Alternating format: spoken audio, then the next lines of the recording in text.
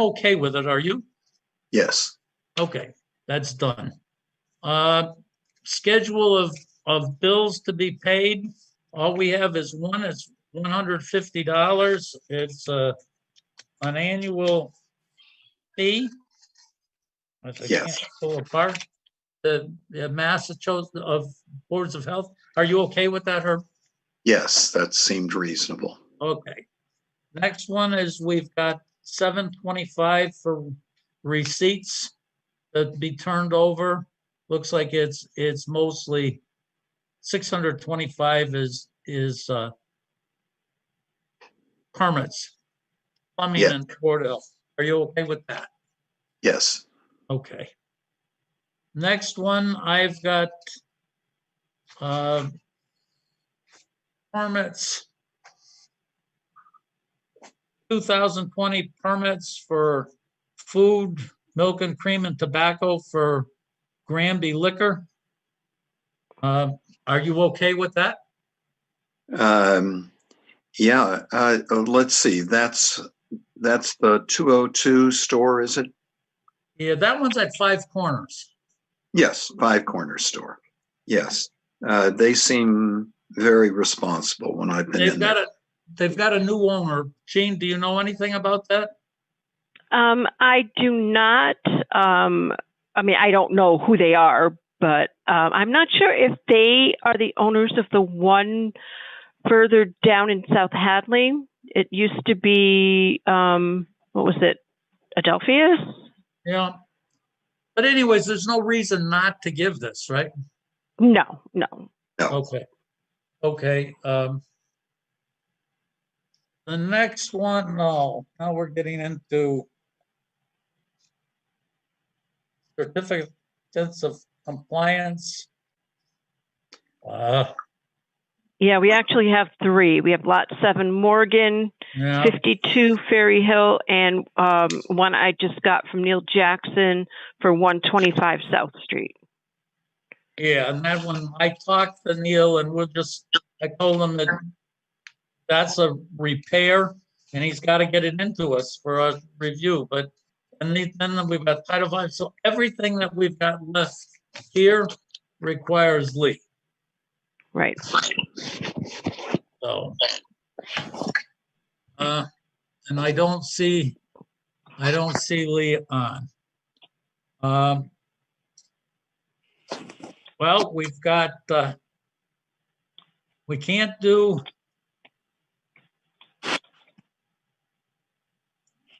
just looking at what we can do. We've got the sediment on discussion items, and I've got a sediment 4-bay design article that I sent out. Herb, Yeah. the only thing that I really wanted to point out on that article was that it says that sediment 4-bay ponds are supposed to be designed so that they dewater in between rainstorms. Correct. I was there today at 1:30, and it was lower than at some times in the past, but there was still a lot of water. Yeah. So I guess when we stand on what we said is that there shouldn't be water there, and we're not in compliance. It's not. So the argument that it's designed to stay flooded, at least that DEP article that I sent out to all of us says that is not true, that it's not designed right. And it from the last meeting, I got the distinct impression that they are going to rework it. Yeah. So that gets off our list. The backyard wedding, I did tell Gene that my interpretation of 100 people at an outdoor function is that you're supposed to be in compliance with the social distancing and masks, and that a catered outdoor wedding with a dance floor does not comply. And that Gene was going to inform the people that that doesn't comply. We don't know. I did tell Gene that we don't know what the rules are going to be in September, but my feeling was that things are probably, if I look at what's happening in other states, things are probably going to get tighter, not looser.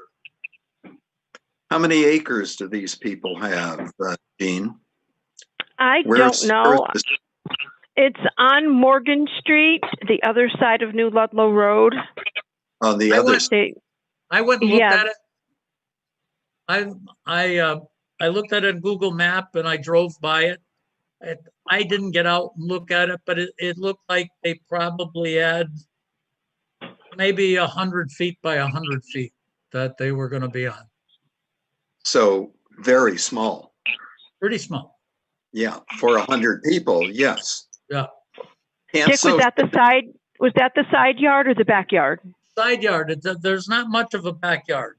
Okay. If you're looking at the house, the Morgan Street there is running basically north-south in the side yard, and they're on the east side. So as you're going towards Westover, you cross over New Ludlow Road, it's several houses down. It's on the left side, and the side yard, the obvious side yard that's open is on the right side. So it's on the south side. Okay. We've got, we're gradually getting people showing up here. I'm not sure who's on. Yeah, Looks this like is Lee. I'm Bobby's. in. Oh, Lee is in? Yes. Okay, we're not at the, I can tell you, in terms of my assignment of on the complaint on the Bow and Gun Club, Granby Bow and Gun Club, Jean did check and she said that the Belchertown Board of Health hadn't had any complaints, but I talked at length tonight with Gary Brome, their town administrator, and he has lots of complaints, and he is going to send us a letter, and he's going to ask us to look at the safety aspects of it.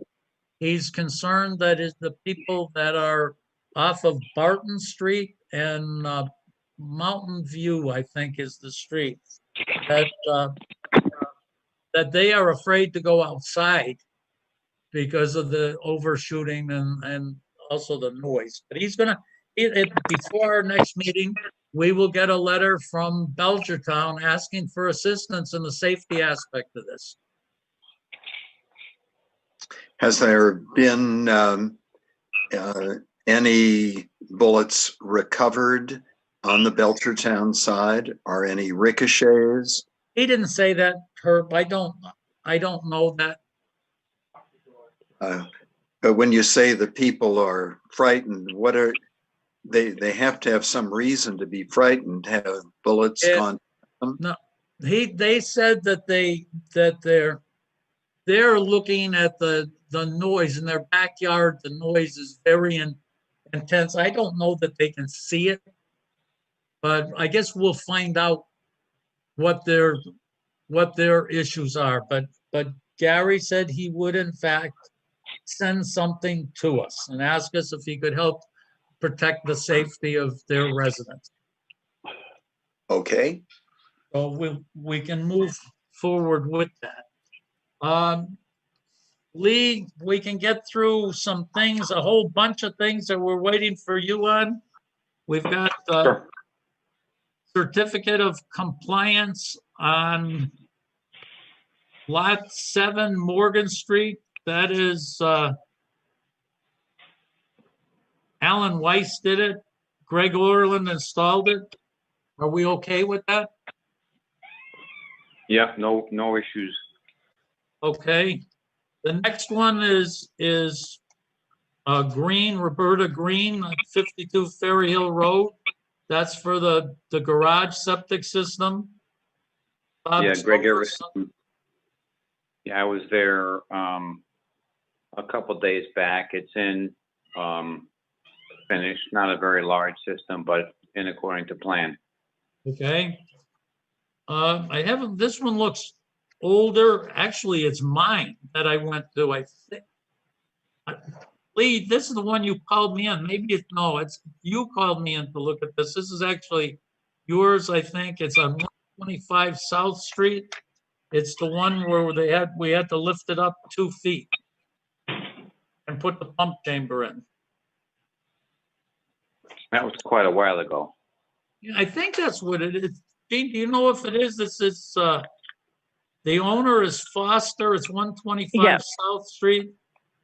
Yes, it was done a while This ago. says the designer was Neil Jackson. So that Yeah. mustn't be it. This is a different one.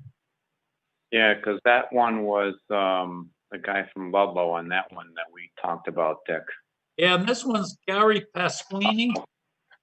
This one here was the old Johnson property, 125 South. Okay, Yeah, but everything's good there. okay, so that's done.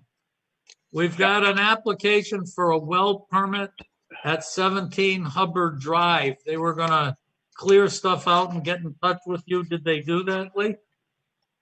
Yes, I was up there over the weekend. The well is where they said it was. I walked the property. We have plenty of separation from where the pipes are from the perk that you must have done. Yeah. Whenever it was. Okay, But plenty of distance. okay. Another one is Lot 3 on Eastman Street. Looks like this one, the owner is Leo Fugler. You got me on that one. It's, I believe, Annette Kumiga. Yeah, that one, Lee, do you know where Stills live? If you go it's at the Amherst Street end. And if you come in from Amherst Street, it's on the left side. There's a lot of property on the left. And then in fact, I think one of the houses just beyond it is probably used to be Leo's son's house. You didn't do that one, huh? It was Quabbin Well. No, I got no call about that system. Okay. Okay, then we'll have to get them. I'll let them know to give you a call. Okay. Next one is title. So that one didn't get approved. The next one is a Title V inspection at 144 School Street. Was done by Toretti and passes. Yeah. Yeah, that was that was okay. New system, couple years in. Okay. No issue. Okay, the next one, in fact, it's the woman who must be going to put the well in. This is at East Street, Annette Kamiga and Alan Weiss did it. And it says it passes. This one is, if you go south on South Street, take a right on East Street, head down the hill. On the left, just before the solar farm, there's a pretty good sized farm in there, a white building, Lee.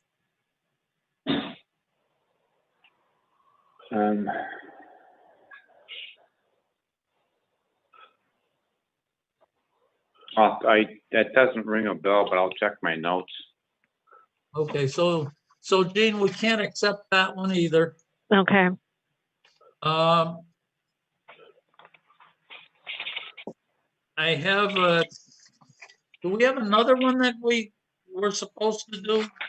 Or is that that's it? 68 Harris Street in the package I received from you this morning, Dick. Okay, I'm gonna do that. Bobby's on right now. Oh, I'm sorry. Bob, are you there? It says Bob's here.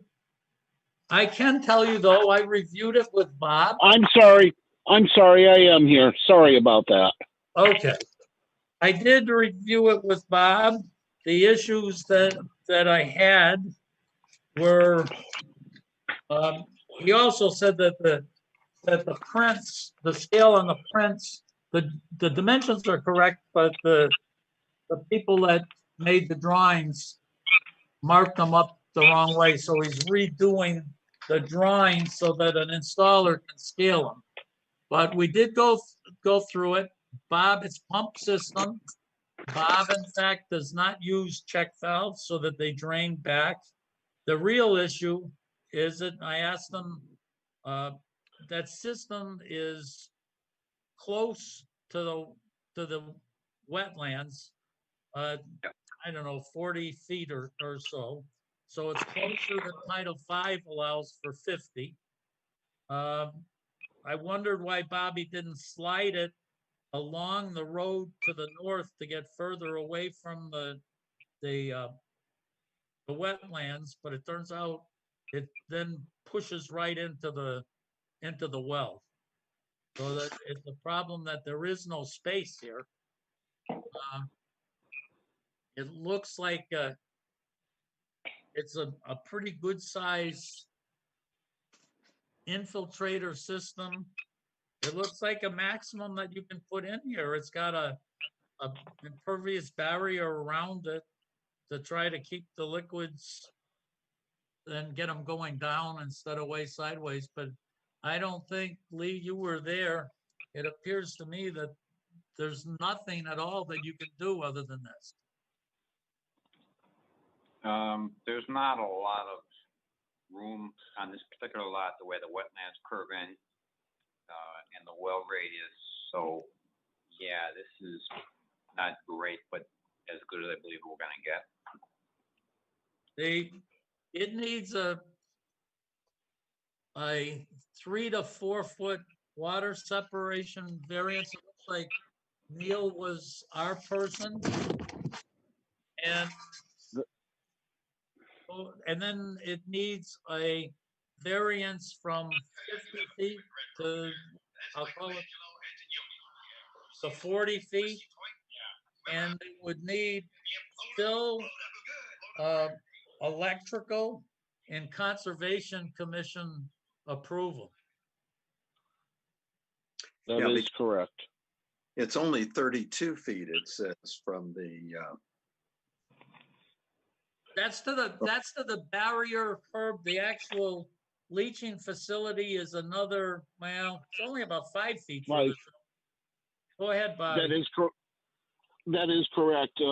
The paperwork, the 4-page application for local upgrade approval, I stated required is 50-foot separation from leaching facility to bordering vegetated wetland. Request a variance down to 37 feet. Okay, so you're saying there's 5 more feet there from the barrier to the leach. To the leaching facility itself, yes. Yeah, okay. Yep. I don't know what else we can do on this one. Well, the obvious other thing to do is to put a tight tank, but that's clearly not what the state wants us to do here. Right. Herb and Lee, what are your thoughts? It looked like there wasn't a lot of room. Yeah. And Lee, you already said it. You're stuck. So this one is going to be for our conditions. Gene, fill. Yep. Electrical permit, Conservation Commission review, plus we've just approved a 3 to 4 foot reduction in water separation and a 50 to 37 foot wetlands to leach facility. reduction. Okay. Separation, not reduction. Separation, yeah, separation. And Conservation Commission will have to, they're gonna have to sign off on it anyways. Yeah. Okay. Go ahead.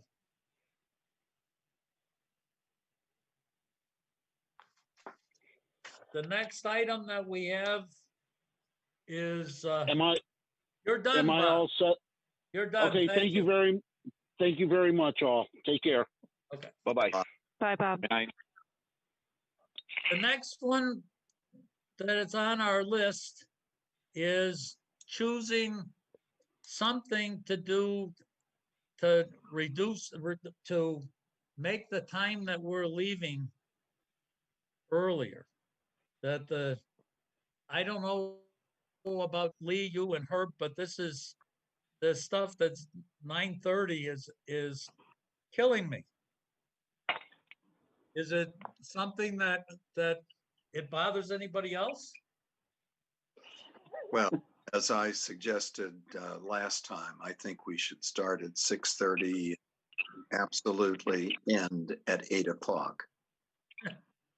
Well, I started to list some things that we could maybe do differently. You know, the good news is I think this is because of COVID. This isn't what it used to be like. And unfortunately, Herb, since you've been here, every week just about we have some fun thing to deal with. But I take full responsibility. That's obvious. The way we fix this is to get rid of you, right? Absolutely. Just dump me. Yeah. But I thought about things, you know, do you want to meet every week? Instead, we used to meet every week. Do we do that? Do you change instead of starting and it certainly is this one would be Lee, is if we change to another night every other week, could you start at 6 o'clock once every 2 weeks, but not on Tuesday nights? That's one thing you could look at. I think the thing that you did for tonight, Dick, that is previewing this with Bob and essentially resolving all of the issues is a very important thing. And everything we can do to preview, I think will help us with our time management.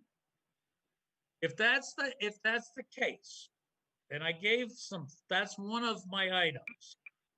And the items would be if we go, at least for right now, to our traditional roles and say that if I preview and talk to the engineers, and so if I did septic systems and came out and said, other than this one would have been a perfect one, that it did require us to give variances, but to go through all of that stuff and just come back with a quickie 30-second report on each one of these, and if you said, yep, they're okay, and even to the point that if I call Lee up and said, you know, is that what you saw?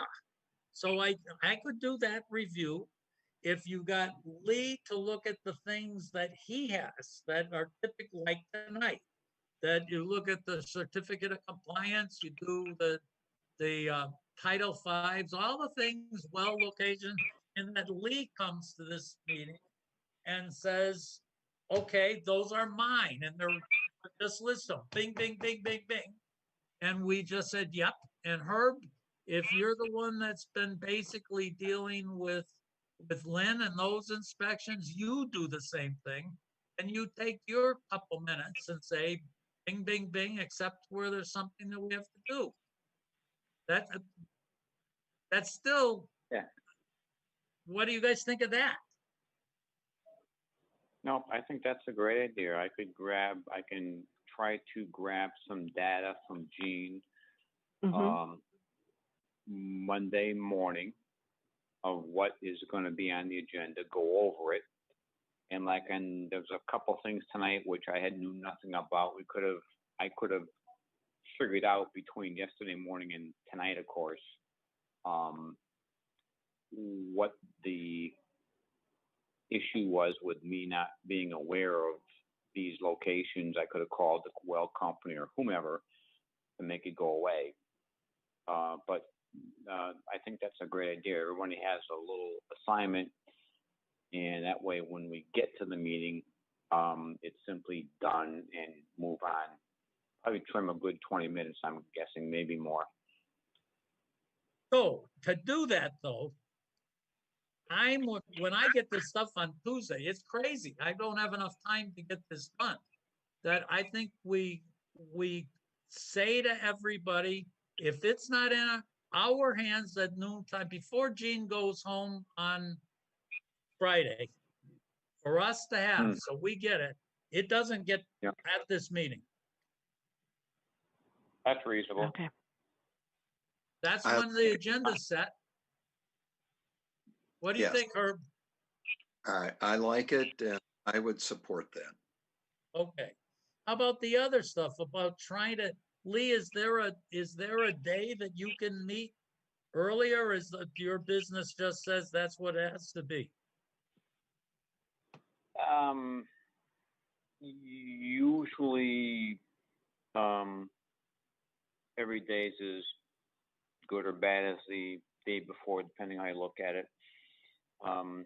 I could meet at 6 and be on my cell phone at work. There would be some times, of course, where I'd have to, focus on what I'm doing. But I could, for the most part, the beginning of the meeting, especially if it's where we're reviewing our individual little assignments, that would eat up a good 10 or 15 minutes anyway, and I could work my way through it. I mean, if nothing else, why don't we give it a try and see what happens? Well, we want to try that. So it would be Tuesday. Herb, can you do Tuesday at 6 o'clock? I can. I still would suggest if we start at 6:30 and end at 8 o'clock. And that work fills the time available. These principles have been long espoused. So if we know there's 90 minutes and we have to finish in that period of time, we'll finish. Okay, then let's for the next meeting be 6:30, and we do the pre-screening, and nothing that can't get into a packet that gets picked up by 11:30 on Friday gets covered at this meeting, period. If it's needed and it's not supplied, they get bumped off the agenda. Okay, and maybe I can say better what I was saying before. The work expands to fill the time. That's the issue. Yeah. So if we restrict the time, we will finish our work. Okay, what about appointments? Do you want them to continue starting at 7? Do you want to start them at 6:45?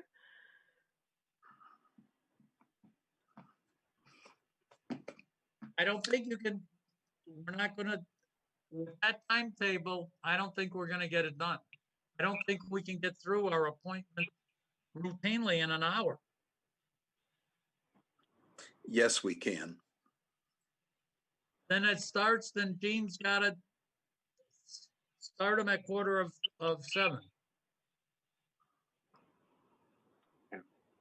So let's do that. Let's do it 6:30 we start. And for this next meeting, we close the door at 8 o'clock, and which says that Gene can't take an appointment after 7:45. And we should attempt to keep our appointment shorter, because I think we always have something at the very end of the meeting. should we set up a, some type of a, appointment limit from a time perspective? 10 minutes, 8 minutes, 12 minutes, whatever. I'd suggest Jean does 10 minutes, and if we can't get something done after 10, then we have to either schedule a separate meeting, or we have to do something that says we have to prepare differently. I would absolutely go along with that. Okay, so which means, Jean, if we're going to do that, we start taking the appointments at 6:45. Mm-hmm. You stop taking, no appointment then goes after 8:20, Okay. which gives us till 10 minutes of 8, and then we have 10 minutes to close. So let's see how that works. So we would cap it at no more than 5 or 6 per evening. Yep, and see what happens. Yeah, I mean, there are going to be obviously things like the gun club or the Triple E, which are going to eat up a little more time. And whether or not we do those on a separate evening, whatever you guys want to do, you know, they're going to burn up a lot more than a print review by Bob Sheen or Gary Pasquini or one of those guys. That's a whole lot more simplistic than these other topics. But at least if we do it that way, we have the discipline to say we're meeting for that reason. And I think Herb's right. If you stretch it out, it fills out every single week, as compared with saying once every month and a half, we have to have a separate meeting for something. Sure. Otherwise, we'll be here till 10 o'clock every time. Okay, so let's try that. We've got our next item is Triple E and West Nile.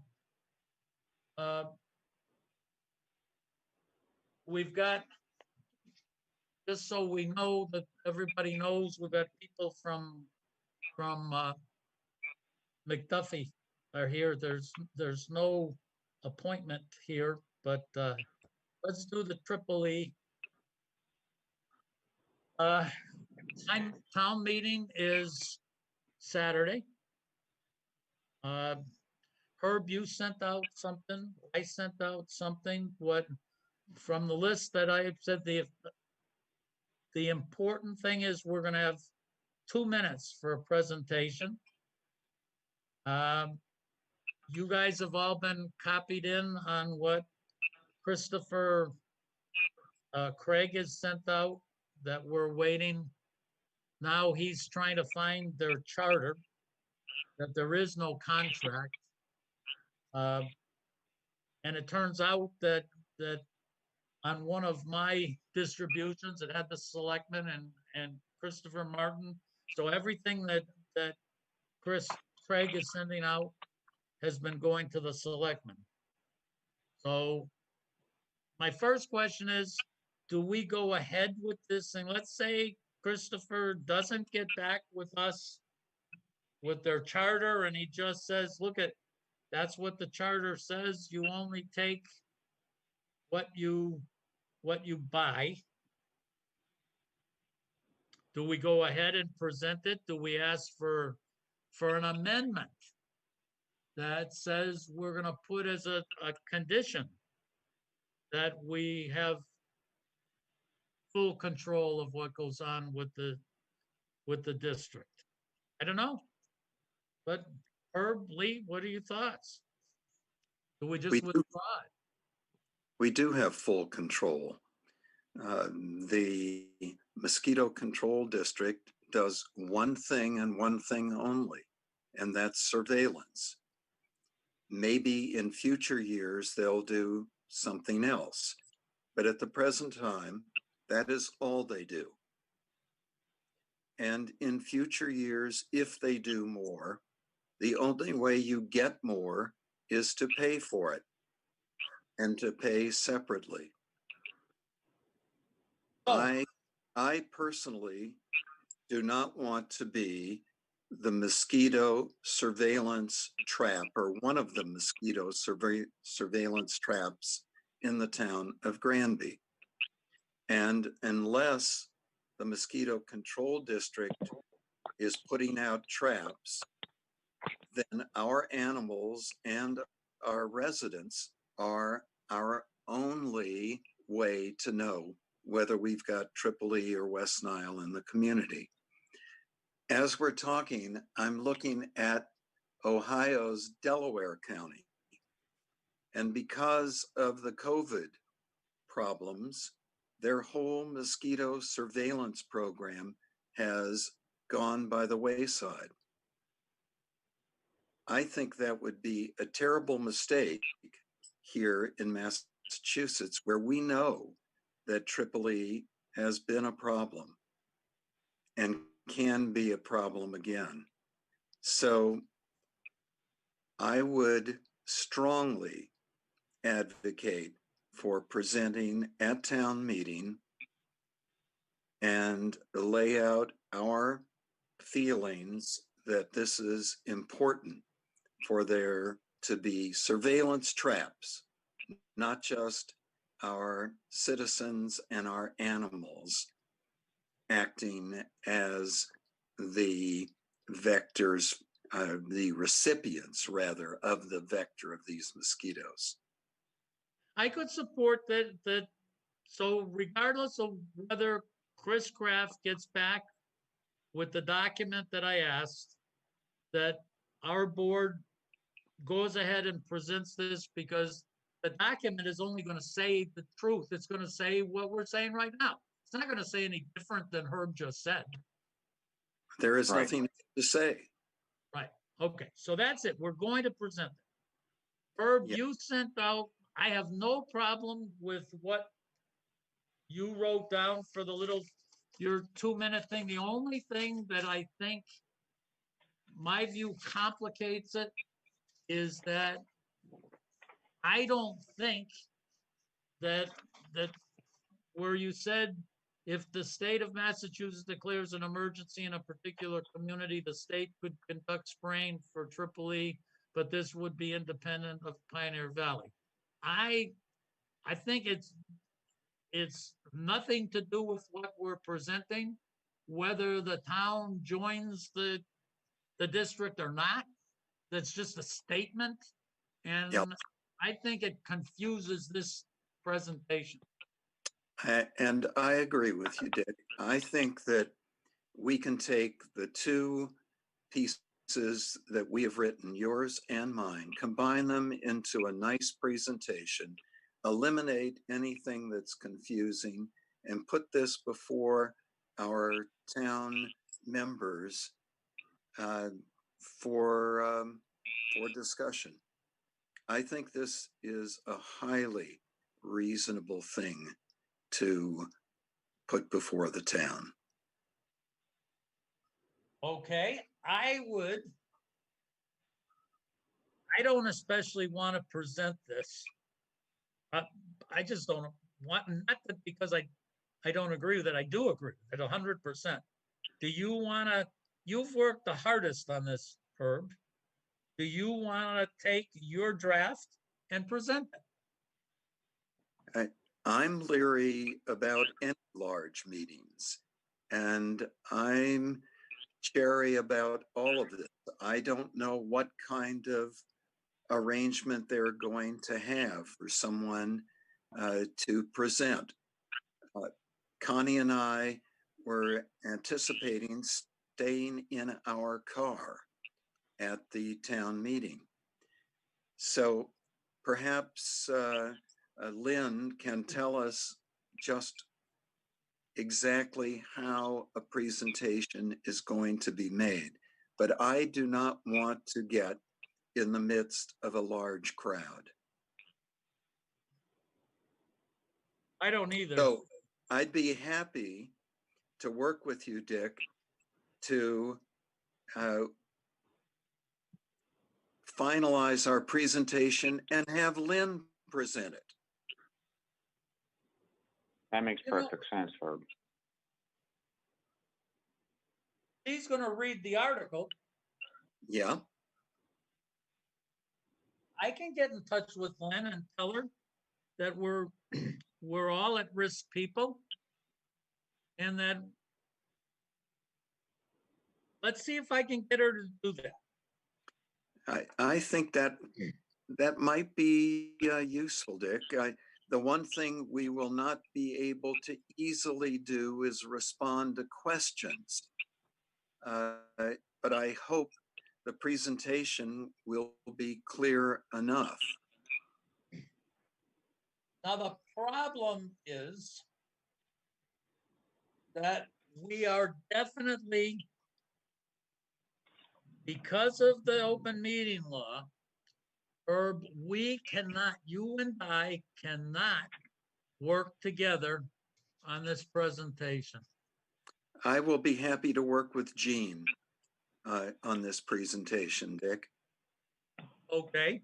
And I will, if you work with Jean on the presentation, I will get in touch with Lynn and see if she can come up with a way that she can do it, or have someone else that is at lower risk present this. Yes. I will do that. Okay, So that if you and sounds great. Lee, are you agreeable to this? Absolutely, makes perfect sense. Okay. Now we are still a little tiny bit ahead. Can we, the folks from McDuffie are here, and I see Steve and Andrew are both here. I'm gonna, in order to keep things really, really short, I'm gonna try to speak for Andrew, and then we'll see if we can have what I said work for them. Where they have presented an opening plan to the board for review.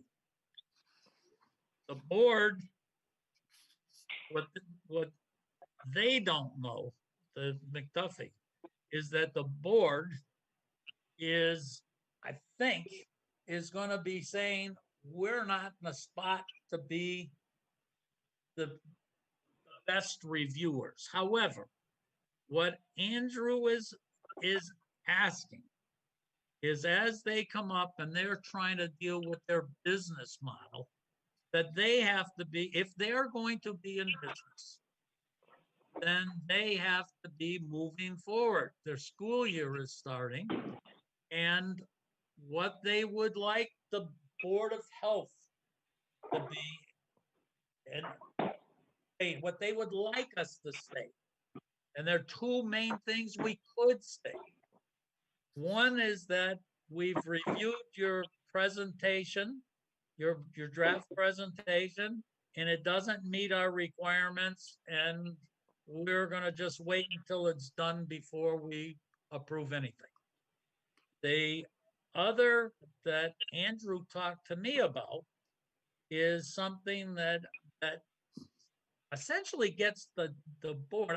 I told Andrew that just me as an engineer, a member of the Board of Health, but an engineer, saying that they presented two kind of different types of issues. One are issues that procedurally, layout wise, but basically non-capital wise, that they would deal with. They're the issues of, as I said, the kids changing their uniforms once at a time in a locker room. They're the ones of saying, do you group people in constant fixed groups for eating? Do you adjust who's going in the toilets and how you get into the toilets? Do you change the spacing in your classrooms? That are the things that you can do differently. And then there's the one that I thought was the potential showstopper, is that if the building isn't designed to be able to handle the ventilation that's required for people to be safe, then that could be a potential showstopper. And so what Andrew did ask me is, would the board be willing to say, we've reviewed your proposal. We think that it can be worked with, it can be modified. However, that you must continue to prepare the HVAC investigation and remediation if needed for us to grant approval on the plan. So one's very different than the other. One says, you've got it going, you need to work for it, and we're not going to grant it until it's an acceptable HVAC system. The other is, you've presented something, and unless it all fits together, the board is going to say no. And at this point, we're not granting any approval. And so from our standpoint, how is the board looking? Lee and Herb, how are you guys looking? First, on my comments, and second is, what do we do with them? I think the HVAC issue is very important, Dick. Unfortunately, as I think about that, I suspect the vast majority of schools in the country face exactly the same problems. Unless they've been upgraded or newly built in a recent time frame, their HVAC systems probably are insufficient to properly deal with COVID. So I don't want to damn them with something that we probably have lurking elsewhere in our community. I would like to see them explore the issue and see whether the building is okay. Maybe it is all right. And if it isn't, maybe it can be remediated at something that's not breaking the bank prices.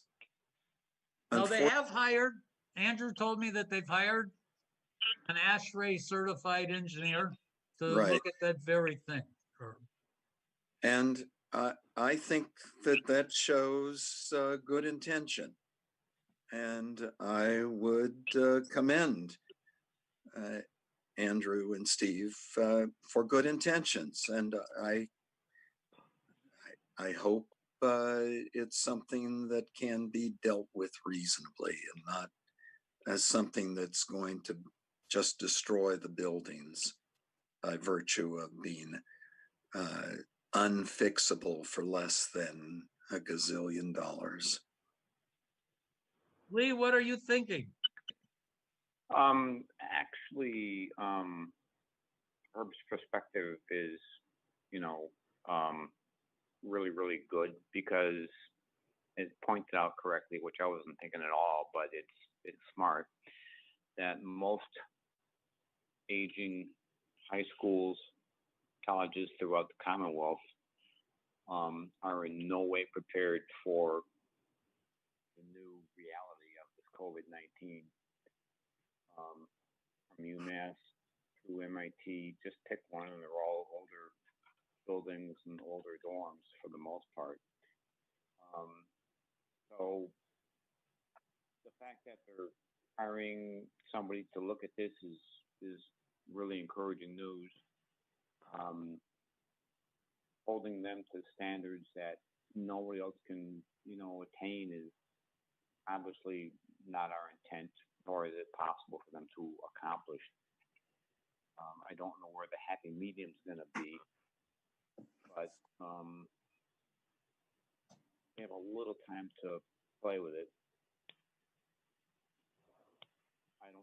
What I suggested to Andrew is, if I were running this project, what I would be doing is asking that ASHRAE guy to do just what Herb and Lee you've just touched on, is to say, is this, I've looked at it, I've done the preliminary view of this, and it's a hopeless case, and it's never going to get done reasonably.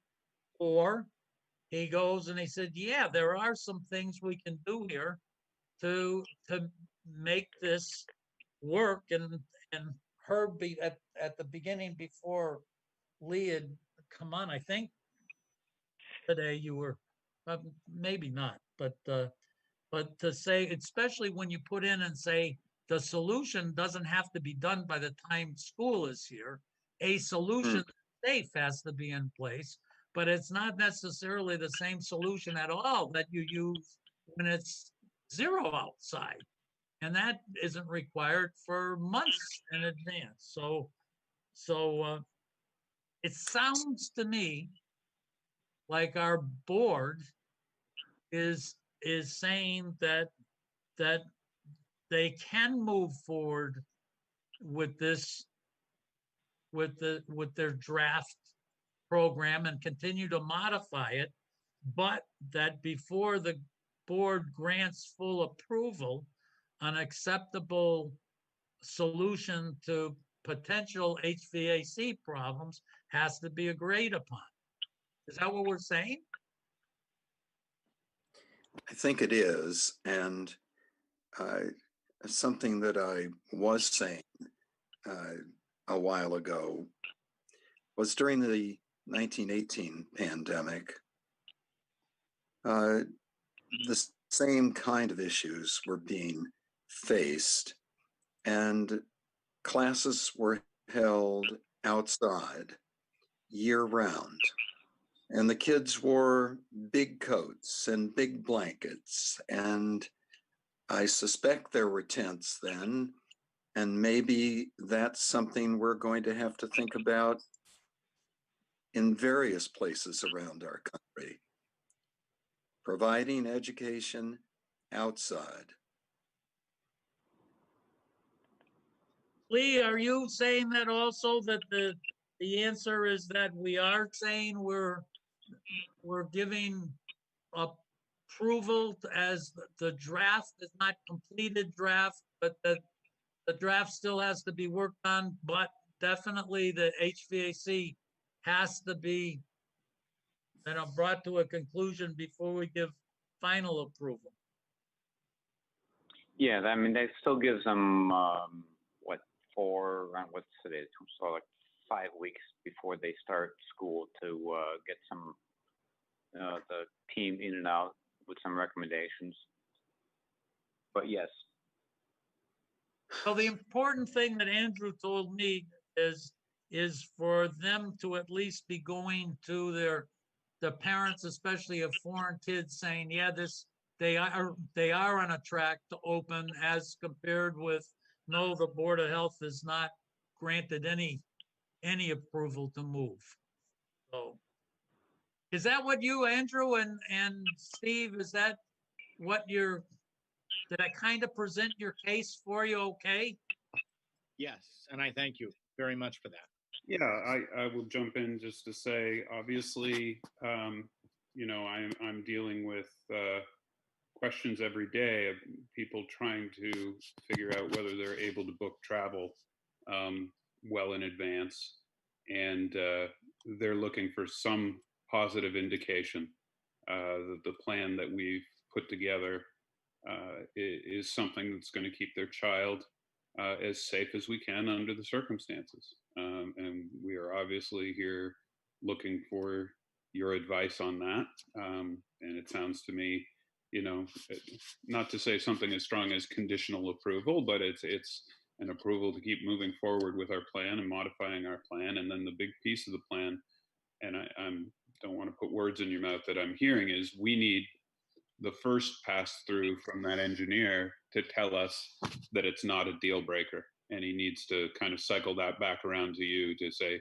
it's not a deal breaker, we can phase things in, versus it absolutely is. And then that just allows us to let our community know that we are that we're moving forward. Obviously, if you've seen our plan, it's got a phased situation to it. We have our faculty are working to be able to work online if they have to, in a hybrid situation if they have to. So, we need to be able to implement all of those phases. So thank you for your attention to this evening.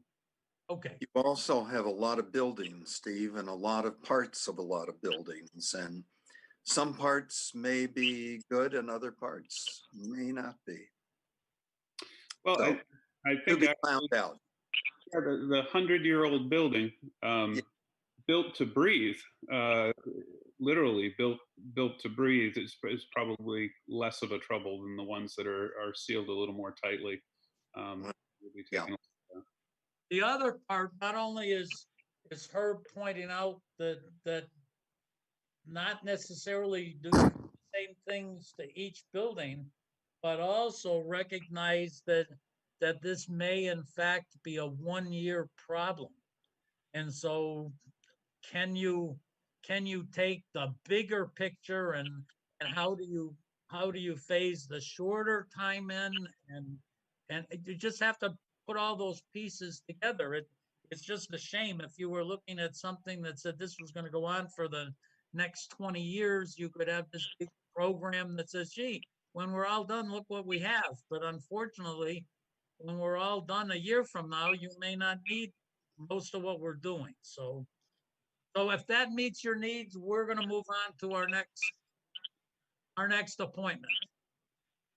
Appreciate your time. Good night. Okay, Good luck. Good luck. Good. Thank you. Now, the next person we have is Peter Labarbera. Peter, are you there? You have to unmute. Yeah. Can you hear me now? Yes. Now we can. Oh, good evening. Peter, I'm going to try to move you forward as well as I look at what you've presented to us, and I've gone over it. We've already approved these plans. Just pulling them open right now. Unless if there's something in there that's different, that the permit ran out.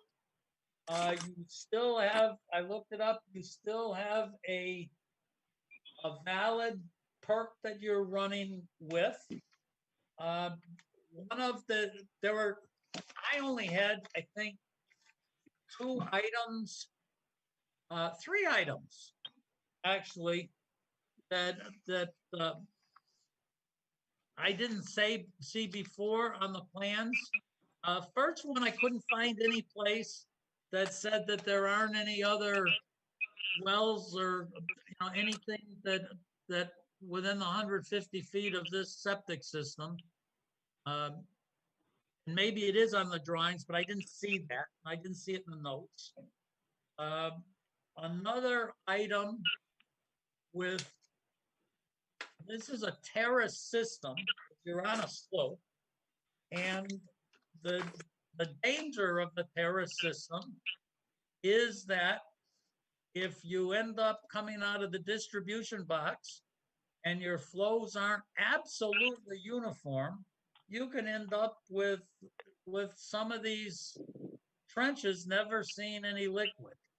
And my feeling would be to put in the distribution box, to put flow levelers so that somebody can go back in after this thing has been, settling for a year, and just tweak each one of these flows. If you think about taking these, they're 1, 2, 3, 4, 5, 6, 7, 8 trenches. Imagine flushing a 2-gallon toilet going down through a septic tank, and the tiny stream coming out going into a D box that you can hardly see, and hoping you're going to split it into 8 pieces. It's like impossible. But so it was that. And then there was another one that just caught me by surprise, and maybe I misread it, is when I look at the cross section of your system, which is a very nice cross section, down in the bottom left where it says deep hole 1, and it said 6 feet to bedrock, and it happened that that's the one I looked at and tried to scale it, and I said, gee, my little hole that I can see looks like it goes from a little over 91 feet at the surface to the bottom is 88 and something. So I said, gee, that little hole that says it's 6 feet scales at 3 feet. And it just tricked me. Okay. So why don't I address that in reverse order? If you look at the iconography at deep hole 1, you see how it's the arrow under the word 6 feet to bedrock. You see how the arrow has a jagged line in it? The vertical arrow, the vertical line to the arrow has a jog in it. I'm looking at. I don't have any trouble with the design at all. So don't spend a lot of time on it. Well, it's just a break line means that Well, I know what a break line. I just didn't see it on that drawing. Yeah. Okay. So there is a break line there. Oh, that's fine. So that's fine. So that outruns the scale of the drawing. Okay, that's fine. As I said, when I looked at the design is perfect. Well, thank you. And regarding flow levelers, I think that really has to do with one's philosophy about behavior of the installer. I think that if you tell the installer at the front end that it's okay to cure all defects with flow levelers, it actually encourages the installer to be a little more sloppy. What's most important is that the bottom of the subgrade where the chambers are placed is spot on to the elevation specified.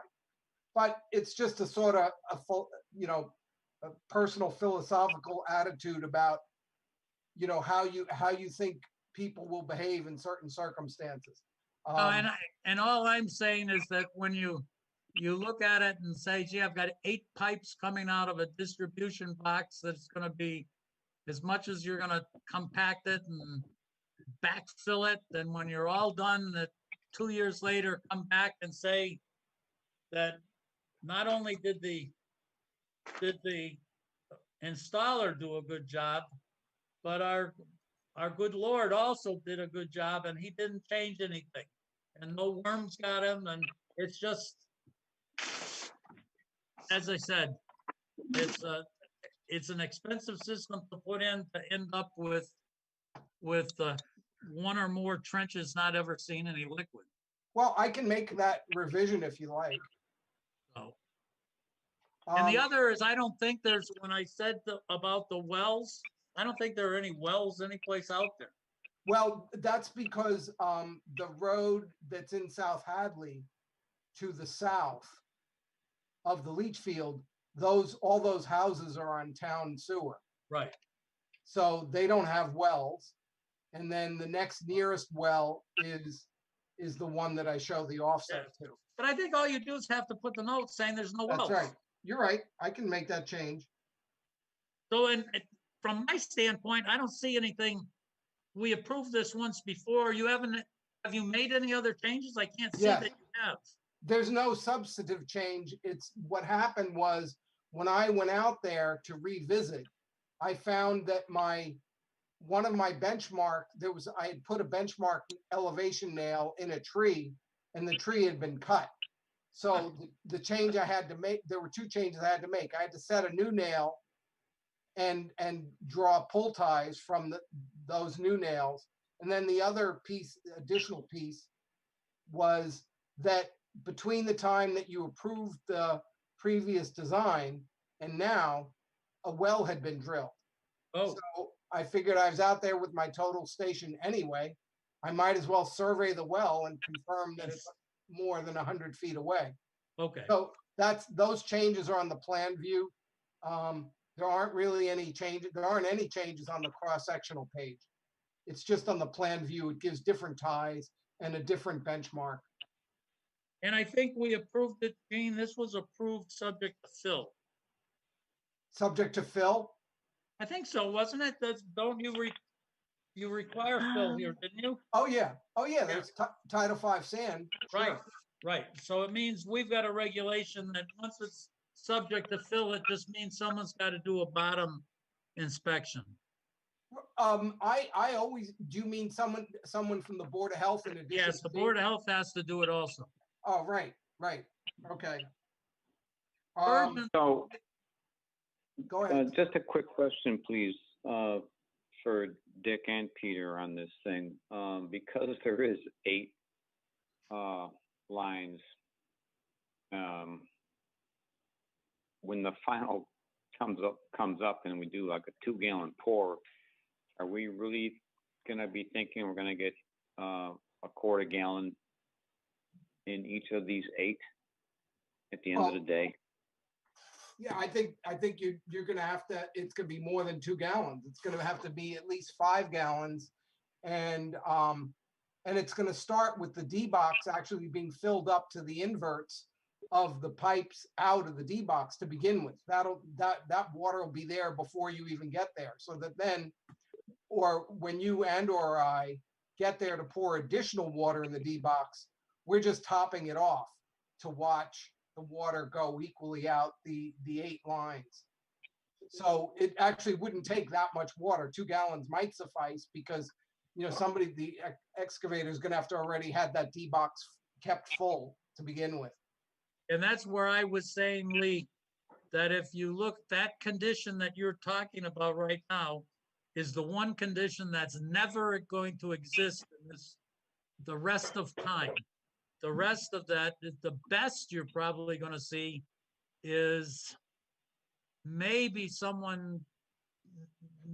a washing machine. Maybe that's the fastest. Yeah. But the rest of it, once you go from, it's a pretty long ways from the house, so that the flow gets flattened out in the bottom of the pipe on the way down. Then it's got to raise the level when it hits the septic tank. It's got to go in there and raise the level up there and then gradually just trickle out. So most of our activity, which is hand washing and toilets, when you look at throwing 2 gallons or 1.8 gallons down a pipe going to before a septic tank, there's not a very big flow that hits the D box. So that's why that's Yeah, I mean, it's almost an impossibility. It is.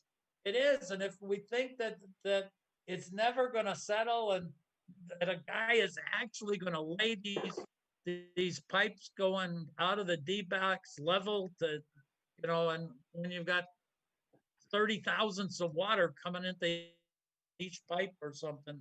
So that's the only thing I say is to put something in there that gives someone a chance later on to deal with it. Let me add that my construction inspection protocol of my office, and I think I'm more persnickety than most on this, is I do 2 things. A, I survey the top of every pipe out of the D box, and I survey the top of the chambers, each one, and I'm able to determine the slope of the pipe there, the gross slope. Yeah. But I also take a torpedo level, which gives you the degree to which you're on or off level in decimal degrees. And I put the torpedo level right on top of the pipe before it's backfilled. And the first 2 feet have to be level, and then it has to be 1.5% after that. So, and it's not very hard to do.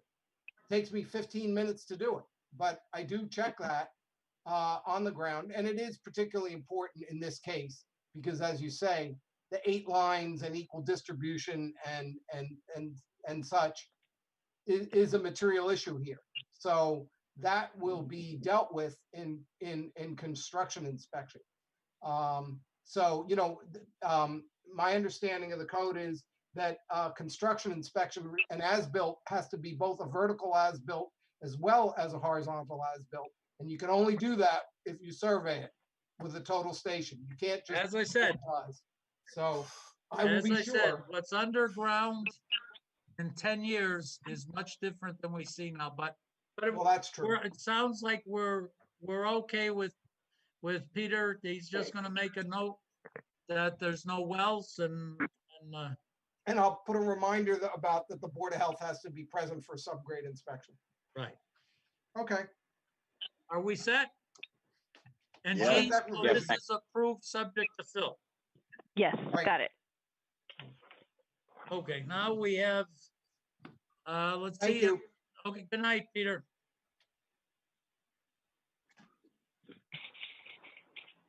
So supposedly we've got Mark Lockwood and Doug Quinlan. Yes, I'm here. This is Mark Lockwood. Yes, Mark. All right. Can everybody hear me? Yes. Yes. Okay, I spoke to Doug Quinlan earlier. I was giving him the information to dial in, and he informed me that he accepted another full-time culinary position, so he will not be able to do the cooking that we anticipated for the Legion. So what that means is, as of for right now, we're on hold.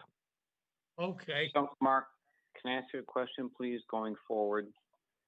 Sure. I don't get out much, so humor me. Is the Legion closed at this point in time? Yes. Okay. So the intent here to get food service is to open the Legion, AKA the bar, correct? Yes. Yes. So we're trying to get to phase 4 a little ahead of schedule with this plan. Right. So that being said, because I don't know the answer, because I just thought of the question. If the restaurant is open, then and only on that particular night can the bar be open. Is that correct? That is correct. So if you have a cook 4 days a week, the bar can be open 4 days a week. If you have a cook on Friday night, you can be open one night a week. That is Something correct. like that. Okay. Yes. Okay. I just didn't know because I just ran through. You may or may not know. There was a brewery in downtown Florence, which got a cease and desist from the state of Massachusetts as of today, because they were trying to get popcorn and potato chips, and were arguing with the state that that constituted food service. And the state said, maybe in your way of thinking, but not ours. So they shut them down. Yeah, no, we weren't going to potato chip and pretzel and popcorn avenue. No, that's not what we were gonna do. No, I know Doug does a lot more than that. I just wasn't cognizant of whether or not you could be open, you could be cooking 3 days a week and open 7 days. No. If it's open, you have to have real food to serve. Okay. All right. Thank you for the answer. Now, Yep. just so I know, I'm ignorant here, Lee, on this. Now, when you say that your understanding of this rule, I don't know what mine, I don't have an understanding that as long as you serve some food, you could have a full blast bar without worrying about No. spacing or anything, or you can serve Nope. alcohol to the people that are eating. We can serve alcohol to the people that are eating. No one is allowed to sit at the bar, and all the tables have to have the proper social distancing spacing. Okay, that's what I thought was the regulation. Okay. Yep. But let's make pretend that dinner ends at 8 o'clock and I stroll in at 8:45. Can I sit down and get a pitcher of beer? And No, I can't do that. they cannot do that. Okay. Okay, I thought for whatever reason, I'm mistaken, obviously, that if the cook was there from 4 to 8, you could be open till whatever, 11 or 12 the same night and just run it through.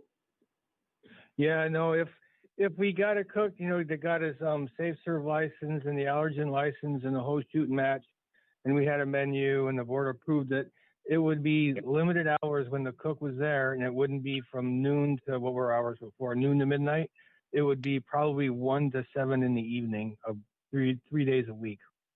When it would all depend on the cook's availability. Okay, all right. Because that's how some of these other places are doing that. They have cooks and then they're open and they're doing the social distancing and what have you. Right, I understand. Okay, so you're going to come back once you have your personnel in line, and you're going to come back to us. Yes, that is the plan as of right now. Okay, then have a good night. All right, you too. Thank you. Thank you. So, Dean, you usually have something for us. Well, let's see.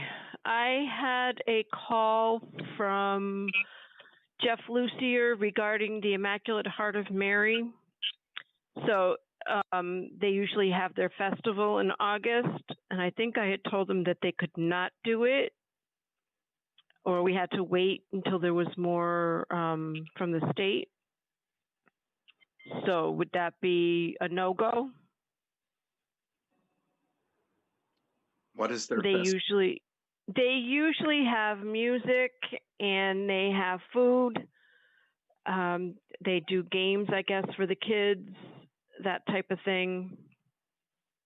Hard to imagine. My understanding of what's approved right now is outdoor groups up to 100 people using masks and social distancing. Is that what's posted by the state? I believe so. If that's the case, certainly doing the games, and I don't see if you're serving food, how can it be any different than as an outdoor restaurant? And you'd have to do all the things that an outdoor restaurant would. I'm not sure if they serve the food or if it's self-service. Well, self-serve couldn't do for sure. Yeah, I think it is self-service, but they could probably, have wait staff volunteers to bring the food to the tables. But you'd have to have the layout, and just basically they're doing an outside restaurant and just saying, hey, let's go do this. This is fun, and walk around eating your donut, then that's not going to make it. Mm-hmm. Okay. I think it's exactly the same trouble that the Dino Fest ran into. Right. Now, I noticed that there were tag sales going on. Is that that's allowed? Well, that shouldn't be. If they're having them, they're doing it without a permit, because the Board of Health had said no tag sales, and I talked to Kathy Leonard, so she's not issuing them. So if people are having them, they are having them without permits. Because I actually called Saturday. There was one in the center, a big one. And I called the police and said, I don't think there's permits. But the other is that it was clear that people were walking around without masks. And I don't know what happened. Yeah, because I had talked to Chief Wishart about it, and he said that they would keep their eye out. So if you called them, they should have responded. Yeah. but I don't know. I could find out. Yeah, if you could, because then it looked to me like it went on Sunday as well. Okay. Yeah. The town is not issuing tag sale permits. Okay. And that was with the recommendation from the board. So the church also wanted to know they do their Jingle Bell Bazaar or whatever they call it in November. Is that something that they can do? Because that's indoors. And in the same thing, they usually serve food, but it's not, you know, they take the food and they go sit at a table. Oh my. We don't have any idea what's going to happen Yeah. in November. Okay. All right. So I'll just let them know that. I would venture that not only do we not know what's going to happen, I think we'd be pretty sure that something different is going to happen than it is today. Yeah. Okay. I did receive a call from someone, 115 North Street. I guess they had a barn that, the way she spoke, her grandfather had like a butcher shop there or butchered animals or whatever. Does that ring a bell with anyone? Yeah, Lee, you probably know the guy's name, right? Yeah, that was Frank Costable. Yeah. Okay. So that's almost down to Eastman Street. As you're going, that's correct. left, it's like the second house before that was the old King McCool house on the corner there, but it's like the second house before Eastman Street. So what's the question, Jean? Well, she would like to know if I sent her to the planning board to start with. She wants to put a kitchen in there and prepare food and have it delivered to people. Absolutely not without a ton. She has to put in a commercial kitchen. Oh my heavens. I know, it's like I'm getting all these things. You need a commercial kitchen layout. Mm-hmm. I don't know if you can throw a business in the middle of a residential neighborhood. Well, that's why I sent her to the planning board to start there. Totally separate septic system with a grease trap. Okay, because she does say it has a septic system. Yeah, but who knows? Yeah. Yeah. You'd have to get somebody to go through that thing, soup to nuts, because I don't know for sure, but my guess is it was probably a weekend operation. Okay. Yeah. It's possible, but I don't know if it's worth sticking $60,000 into something to on a startup business, which may or may not fly in this economy. But that would be up to them. But they would end up absolutely engineered system. Pretty much what Berners probably went through when they were just starting off as a caterer. Yep. So the only thing that they wouldn't get into, I guess, is they wouldn't need a public water supply, but